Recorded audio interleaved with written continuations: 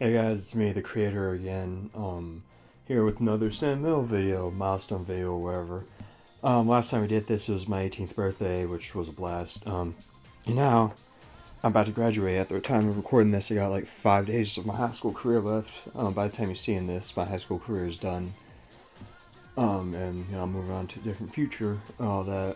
And I wanted to take this time to sort of reminisce and sort of like do another milestone thing. Last time we did my fighting game career, quote unquote career, right? And just like all the fighting games that influenced me and how I think and all that, how fighting games were a big part of my life, right? But I want to sort of expand that and talk about video games in general, right? How they influenced me and like why I like the certain video games I do. So I thought, as you can tell from the title, let's do my top 10 video games of all time. As of right now, whenever we hit another milestone, maybe a certain subscriber count or something like that. Maybe if I get a promotion, we can celebrate with that. I don't know. Um, Once we do that, I'll go over my next top 10 video games of all time. So this is as of May 19th, 2024. Yeah, we already hit March. It's May 19th, 2024. These are my top 10 favorite video games.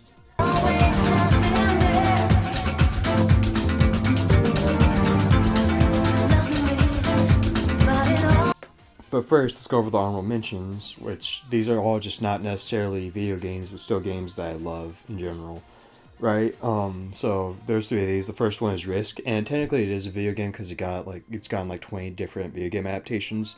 However, I'm going to count it as like a board game. I never played the board game. I did play the Xbox 360 version, like way back in the day, and I love this a lot because mostly because like it was like that game that was played as a kid that they had at like Best Buy, right? I would play Risk at Best Buy whenever like some game bored me to death or something like that. And I just didn't want to play it. You know, I remember specifically they had this golf game that I would play way back in the day. That not everyone played back in the day, but that I had like on display at Best Buy. So I would just sort of exit out of the Xbox 360, go to the home screen and play Risk. And no one got mad at me for that, surprisingly enough. But I did end up loving Risk a lot.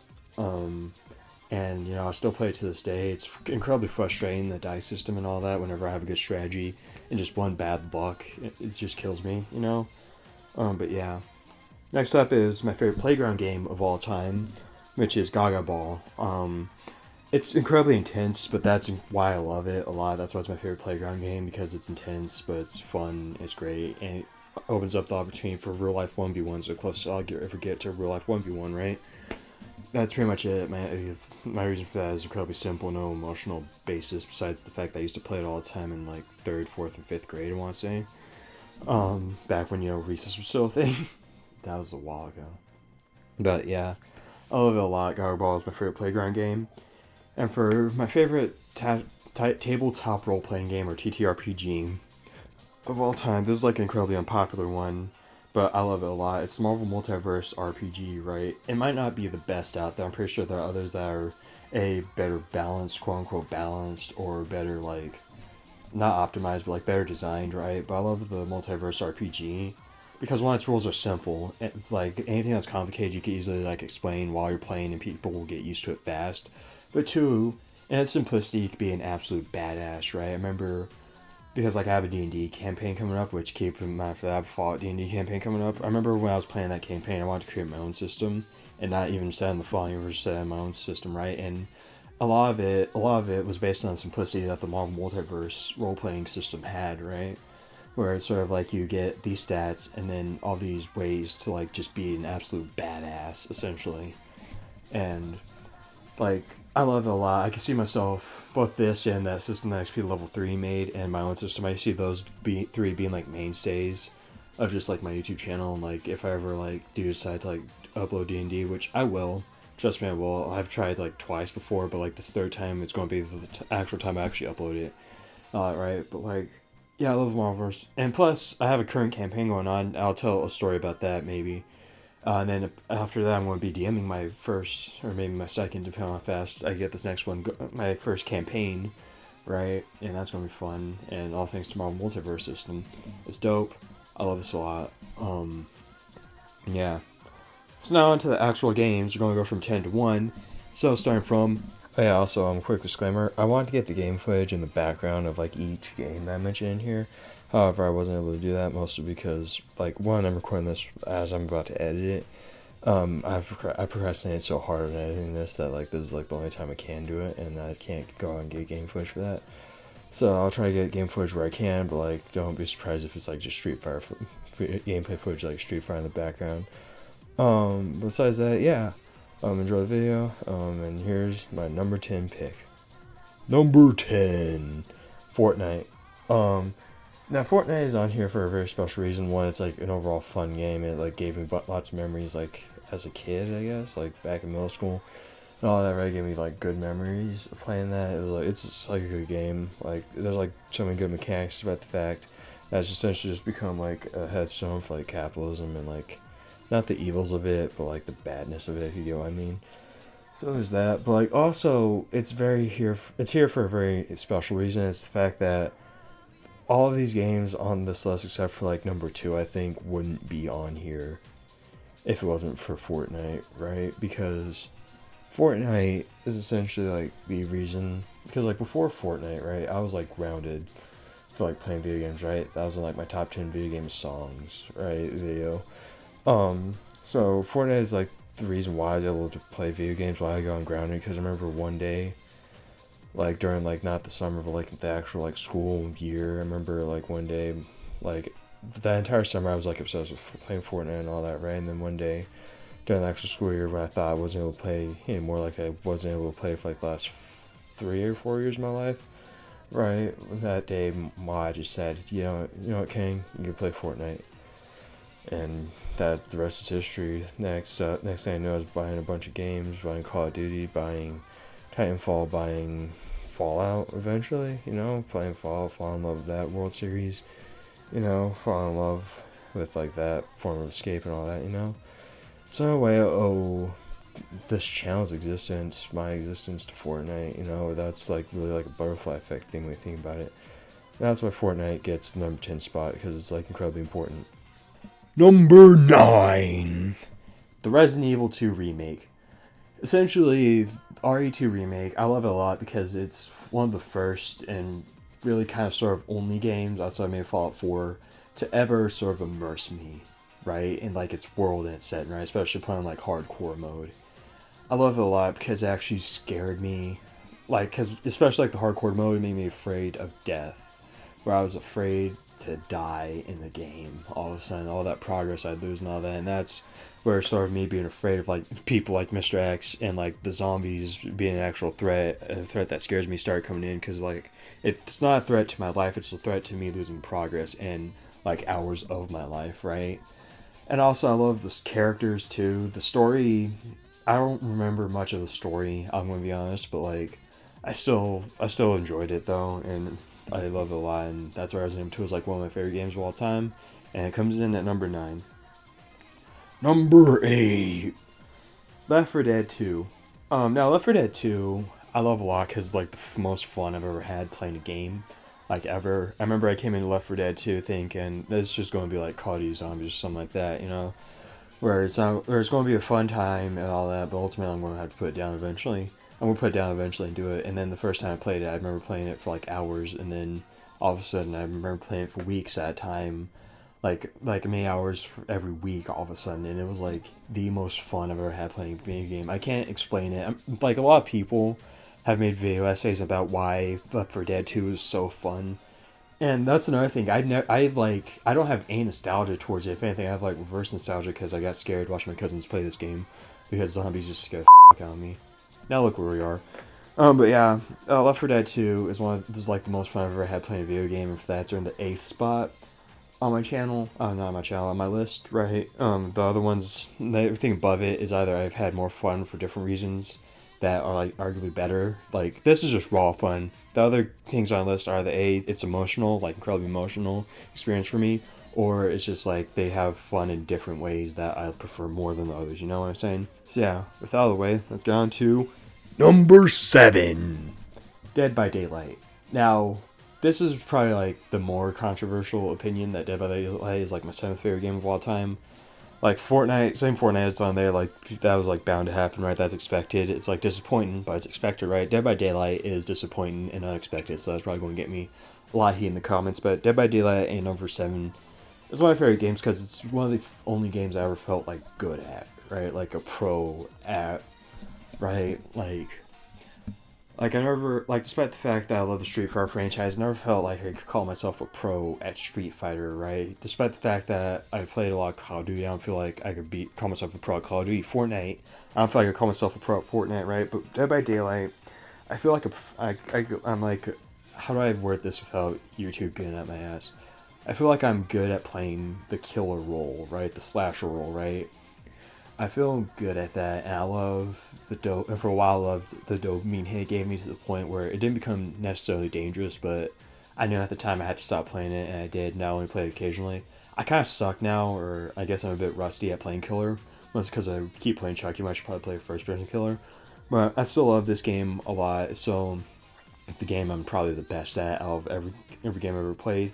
And that's why it's at number 7. Also, it's charming too. It's horror. It's roots in like horror and all that. I'm not a horror fan, but like I find like it giving into like the story beats and all that incredibly charming to play as.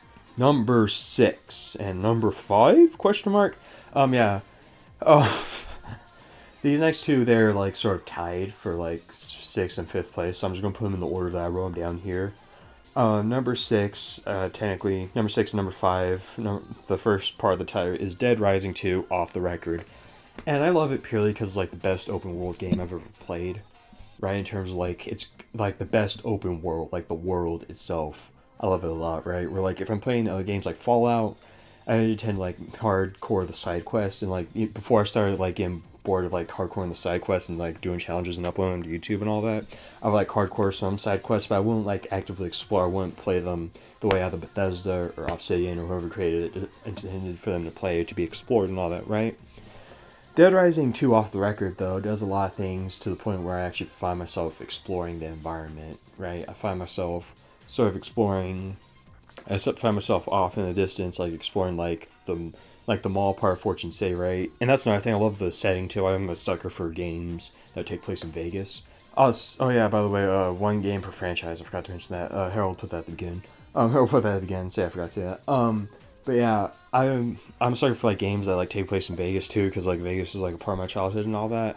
But I love Dead Rising 2 Off the Record because like it inspires you to explore by saying, well, technically, you could just purposely ignore the main quest, and then all of a sudden you have nothing but a bunch of side quests to do. Even still, you can like explore for secrets and all that, and like it makes the actual world interesting. But like a bunch of other worlds that I've played in, like the story is good, right? But like it's hard to sort of like it's hard to sort of like get me to like explore the actual open world and all the nooks and crannies, right?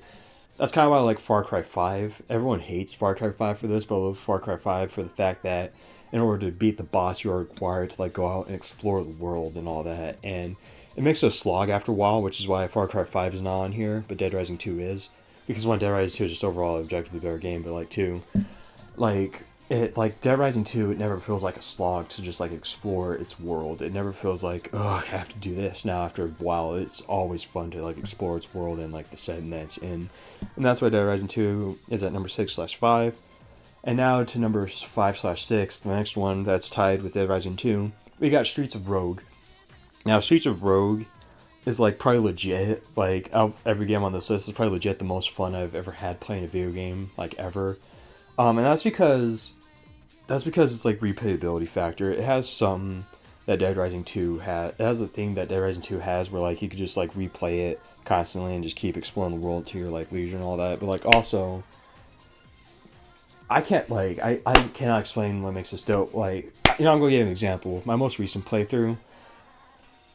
Okay, yeah, wait, okay, yeah, sorry. Like I said, it's hard to sort of explain what makes this fun. What makes it fun is like the amount of ways you can play, the amount of different ways you can play. Even if you play one stack way, like my preferred way to play is like a bunch of modifiers that all culminate around the one modifier, Zombies Ate My Game Bounce, where it turns into a really fun zombie apocalypse survival simulator, quote unquote survival simulator, right? It's just you fighting against the zombie apocalypse, right? And like I only played that, and like after a while playing that, you think it'd get boring, but it's not because of all these other factors in the background. It's going mostly like the randomly generated maps. I have like this one modifier that where it's like a different event each time. Sometimes it's Warzone on one level, sometimes it oozes rising. I have to complete it fast. Another time bombs are dropped randomly, right? It's dope that way, right? And like I said, it's just so fun. If you haven't played Streets of Rogue, go play it. And also, like, the humor's charming. I find the humor incredibly charming too, right? It's dope. I love Streets of Rogue a lot, and honestly, I haven't had like a weekly series on my channel before. I might do that. I might make a weekly series once I graduate and have the actual time to be able to do something like that, right? I might do that. It might be about Streets of Rogue, try and complete it with zombies and my game balance. So stay tuned for that. Number 4. And now we're getting into sort of like the emotional stuff. And the next emotional game that I have on here is Street Fighter 6. And Street Fighter 6 is like the representative for like the Street Fighter series, and also the representative for like fighting games on this list, right? This is the only fighting game on here. It's about the fact that I love fighting games, as you're gonna tell from like the video from before. But I love Street Fighter 6 a lot for like the emotional value it holds to me, because this is like during a time. This came out during a time when I was having like some weird sort of crisis about like graduating, right? And how this was it for me, essentially. I had like that whole crisis and like this whole, I was having like this whole thing about like how I'm going to like graduate and that's going to be it, and like how I'm going to have to do a bunch of other stuff and all that, and that was sort of haunting me and all that. And like the release window of Street Fighter 6 came out like the summer before my senior year this year, right? It came out last summer, and like whenever it came out, I remember like the day I was like so not emotionally unstable per se, but like I was like incredibly emotional that day because it was coming out, and like it felt, and also sort of the fact that like middle school me up really bad, right? And like Street Fighter 6 came out, and it's like the lead up to that reminded me of like that entire video I made, right? That fighting game video. That part of the reason why I made that fighting game video is because I was feeling that way, right? And it reminded me of that. It reminded me of like specifically Street Fighter 4, right? Sorry, I thought someone was outside my window. It reminded me of like Street Fighter 4, right? And like how much joy that game brought me, and how, despite the fact that I never actually played it until like Christmas of 2022, I think I want to say. I forget. Y'all guys know. Y'all guys know it's Mayor Shanks, a homeless man or something like that. That's the video name. Despite the fact that I never played Street Fighter 3 that way, it was like my first introduction to like sort of like the esports era and all that, like the E-League, and then eventually Evo and all that, and like the fact that people can make money off this beyond just YouTube. They could like go out and fight like actual people and all that, right? And so Street Fighter 6 coming out was like an incredibly emotional experience for me. I remember when it came out that midnight, I started crying. And I put some out on my story, just going over like my Instagram story. That was at the time when I rarely posted stuff on my story, right? Because no one's going to see it or whatever, or like a group of assholes are going to see it, right? I remember posting that and like posting that story that I told you guys on my last video, my fighting game video, right? About how it felt, Street Fighter 6 coming out felt like, it was the first time I felt like my elementary school self again. And it was amazing, and I love this game a lot, right? Despite all the scummy stuff that Capcom does, despite all the overpricing and all that, the gameplay is amazing. This is the first game I ever played like a tournament in, and there's going to be more tournaments, right? I don't know what's going on with not Zach Not Kyle's tournament.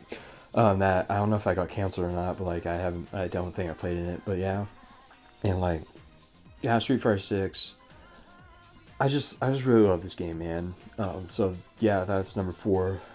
Now on to number 3. Y'all guys know this. This is like the first full playthrough I did of me being a game on this channel. It's Coffee Talk. And like I already explained why I love this in there, but like essentially when I was playing through this, I was going through like a rough time, mostly because like this girl I liked didn't like me back, and I found out without telling her, so I was sort of like having to live with that on my own. And all that without telling her my feelings for her, right?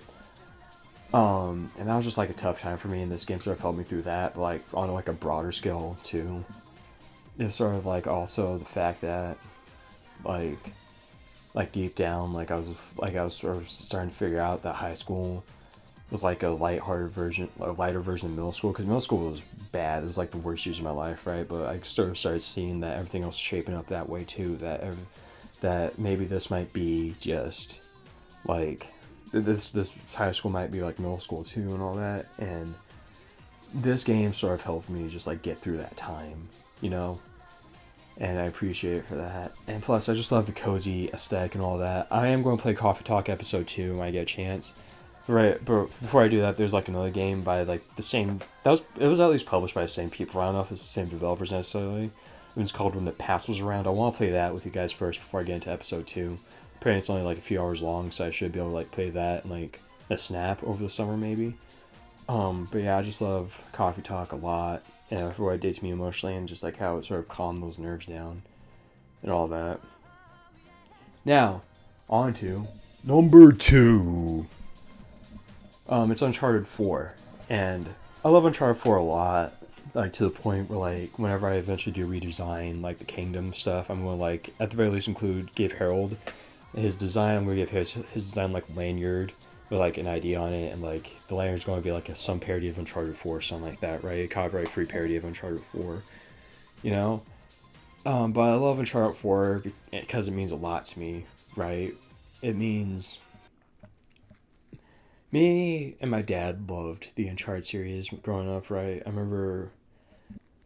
remember there was like one day or like for this entire month he took like every single day off or something like that while I was like out of school and all. I took the entire month off and just spent it being Uncharted 1, 2, and 3.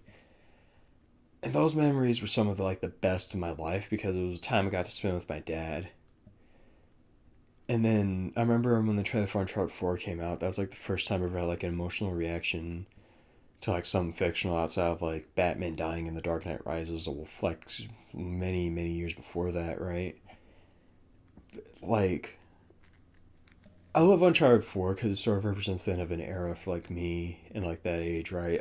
I love to tell myself that was like the last time that the old version of myself that existed in elementary school got to truly be happy and live before, he would sort of like be retired and my middle school persona would manifest itself, right? It was like one last hurrah playing Uncharted 4 with Dad was.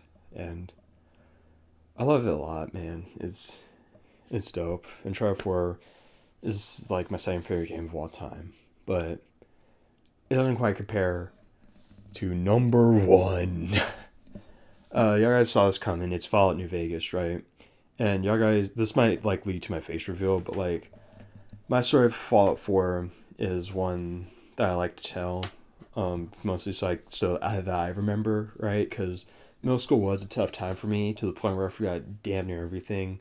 Like I forgot that, like for a while, Watchmen, the show that I love to credit as getting me to want to be a better writer, right?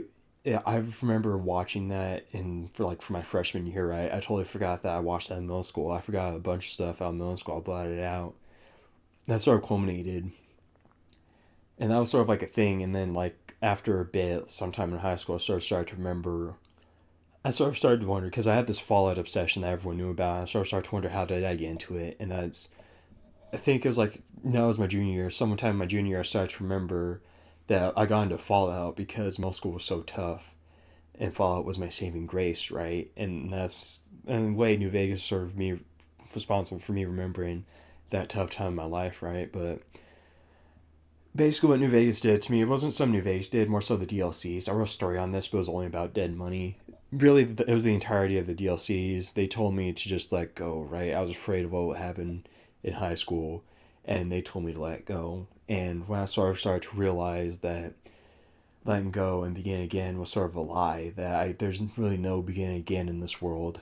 Fallout was there with a new message that this world is not fair, but you have to be better than it, right? Because this world will not change. You just have to be better than the world, right? That was a lesson I sort of took from Fallout, right? And I also took that if things do end up going horribly wrong, well, not horribly wrong, but if things do end up going wrong, to just laugh, right? That just laugh at it. And that's sort of what I learned from that too. Was just laugh and laugh because the world's messed up and in an ironic way, and if you look for it, it becomes incredibly funny. You know, I love New Vegas a lot. It's my favorite video game of all time. I don't know where I'd be today if it wasn't for that. But yeah, that's going to be it for this video. I hope you guys enjoyed the video. And see you guys next milestone when we do this all over again. Bye.